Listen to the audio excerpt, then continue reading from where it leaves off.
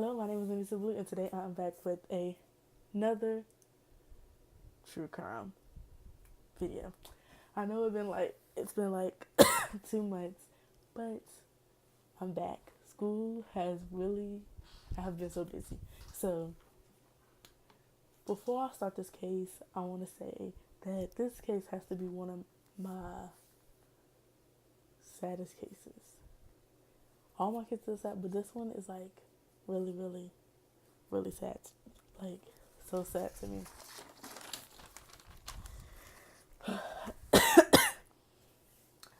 This case is it's like I don't even know how to put it in words. Like it's gonna be a. Let's just get started. It's crazy. So,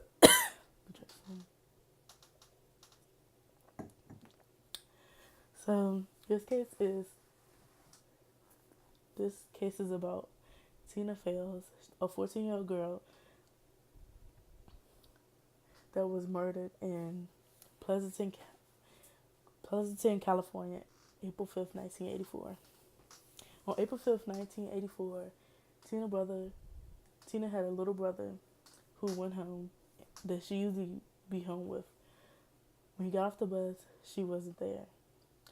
So he thought that she was just running a little late. So he waited 2 hours and still no show of Tina. So he decided to go ride his bike around the neighborhood to try to find her. Once he got on his bike to ride the bike around the neighborhood, he saw a police officer pull into his driveway as he was driving away. So he turned around and went back home. And him and the police officer waited till the mom got home. Once the mom got home, they found out that Tina was brutally murdered. So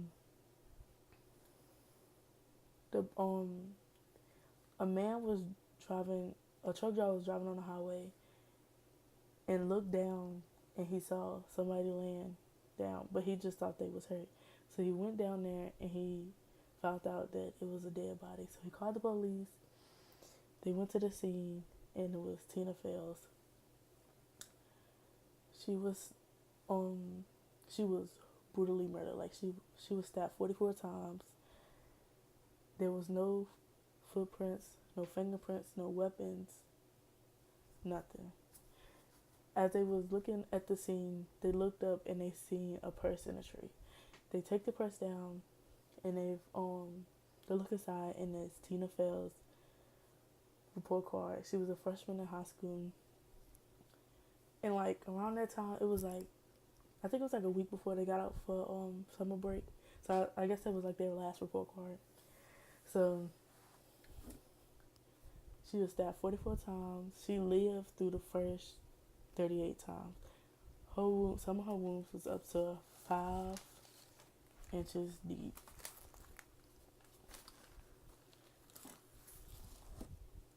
What her body was, it was a shortcut that a lot of people took in the neighborhood to get to their neighborhood because it was like a quicker way from the school to their neighborhood. She took the shortcut because she was getting bullied on the bus by a group of girls, and they told her they was gonna beat her up that day. And at school, she was getting bullied, so she decided to walk. The day at school, they threw rocks at her, they called her names, and they hit her. So the police officers went to the school the next day and they talked to the group of girls that they found out that was bullying Tina. Once they well, they got the girls in there, they found out that the girls was planning to. Somebody told the police that those girls was planning to tie Tina up to a tree. One of the girls said they was gonna tie. How about they tie Tina up to the tree and stab her? So they questioned about that, and it was like, yeah, they said that they was bullying her, but that day they was put into detention. So another witness came forward. His name was Steve. He he said that he was driving through the neighborhood, and he seen Tina. And right after he seen Tina, he seen Jeff Michaels chasing after her to the shortcut. So they went. So they went to go find Jeff. He was one of the first suspects. So they found out. They found out Jeff was a bully. He was a big, one of the biggest bullies in their school. So they went to go talk to. They went to go after they found out all that. They went to go talk to Tina's mom about the suspect or whatever. And I guess they told her about all the stuff they found out. So they went to go talk to Tina's mom because they wanted to see, because most of the time, like, something like this happened, sometimes it could be like a close family member or somebody that really knew her or knew her. So they went to go talk to the mom, and they found out that the mom and the mom's boyfriend, he was younger than her. He was like an alcoholic. He was really abusive. And they found out that I think he hit the mom, and Tina jumped in it, and they got in a real big argument. And he was really mad, and he was saying stuff, and he ended up leaving at night. So they looked into him, and they looked into Jeff. Jeff, the day before Tina's murder, they found out Jeff put a boy in the dumpster and locked him in there for 10 minutes, and the teacher had to come get him out. And they found out he carried a knife.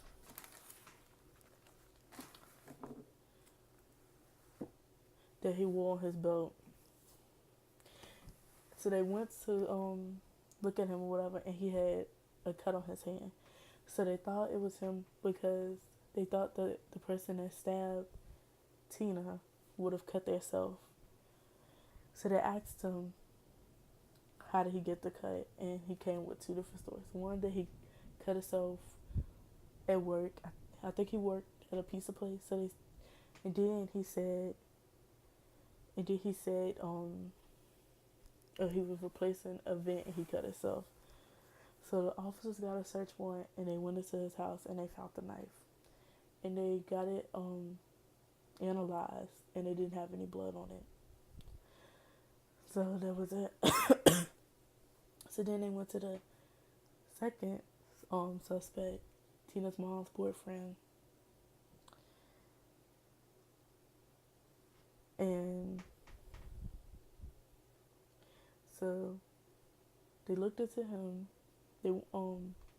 Jeff. So then they went to Tina's mom boyfriend, and they talked to the some people that he worked with, and they talked to his boss. And the boss said the day of Tina's murder, he was taking him home, and once they got there, he was like, how about you hold the knife? I don't want to go in the house with a knife. And he was like, so he didn't really think nothing about it until the police asked him. So they took the knife, they analyzed it, and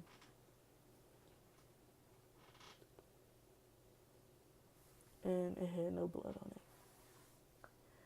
So 30 days went by, like a whole month went by, and they was still looking. So a man named Walter sexually assaulted a girl that was 13 years old. So they thought he had a connection to Tina's murder. He lived at Pleasanton, California, but he moved right after Tina's murder. So he became another suspect. So they went to Walter's grandma's house, and they was talking to her, and they was like, do you remember April 5th? And she was like, yes, I remember that day very well because that's when Walter came to the house. To her house. He was like really nervous. He was like he can't live here no more. He wanted to go, and that he couldn't do it. And she was like, why? And he would she wouldn't he wouldn't tell her.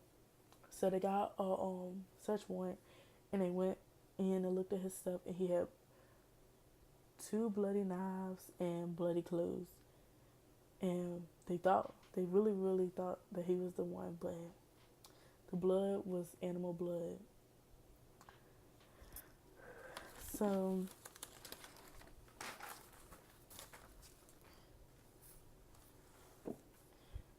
it was after they tested it to see if it was Tina's blood.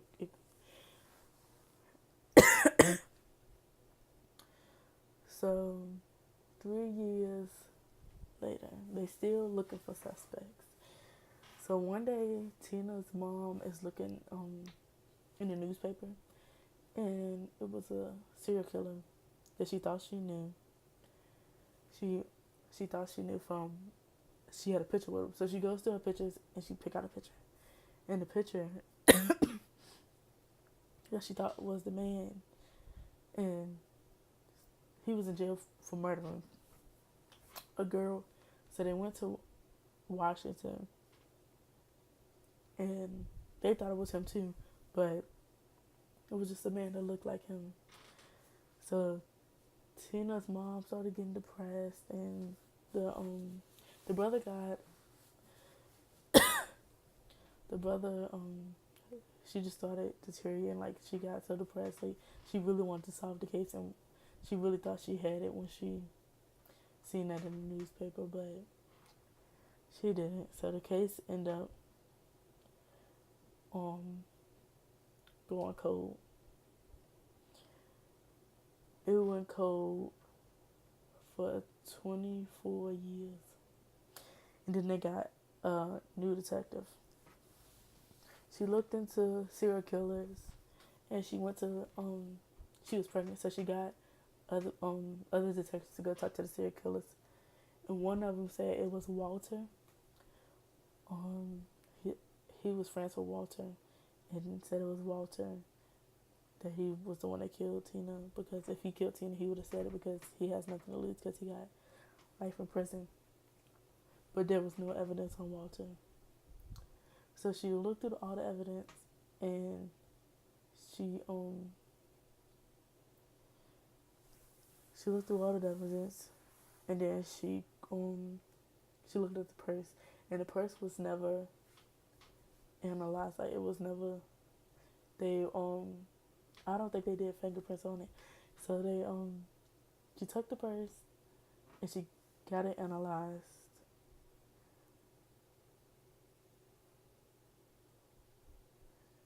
She got it analyzed, and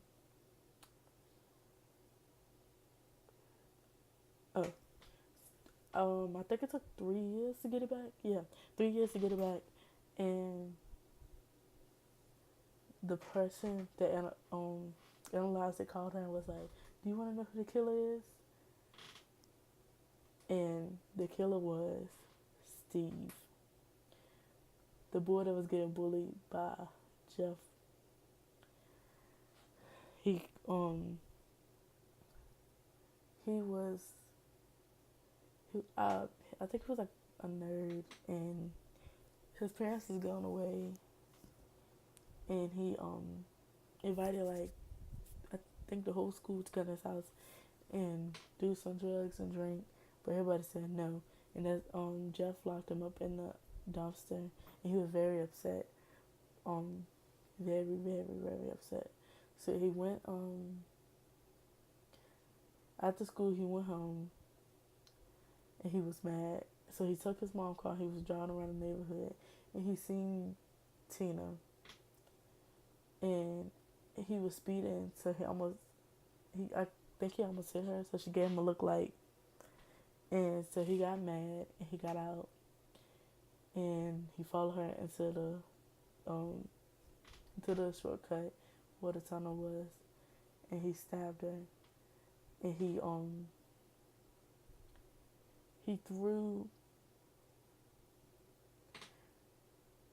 threw her purse in a tree, and he threw it in a tree so he could throw off the police, cause I guess he thought that they won't go look into what they did until like 30 years later. But she that same day after it happened, he went home and watched like where his house was. You could see the you could see them at Tina's house and stuff, talking to the mom, and you could see them like doing the crime scene. So he was sitting on his roof watching them go through and do all the stuff, and he already knew he did it. So he just sat there and watched them, and he knew he had them all confused. So then they witnesses say, I don't think he ever told anybody, but he was already in jail for drugs, I think. Yeah, drugs. And so when the police went to go talk to him, I guess he thought he wasn't gonna get caught, and it was like, do you remember April 5th, 1984, the murder of Tina Faelz? And he started to get sick, and he was like, he ended up he ended up getting sick and stuff. Like, he got nervous and stuff. He was like, yeah, I remember. And yeah, he ended up telling. That case is so sad. He killed her for no reason, because he was mad. I know, definitely nobody should bully people. Like, he had no reason killing her, but what Tina was going through is just sad. Like, she just got to hospital.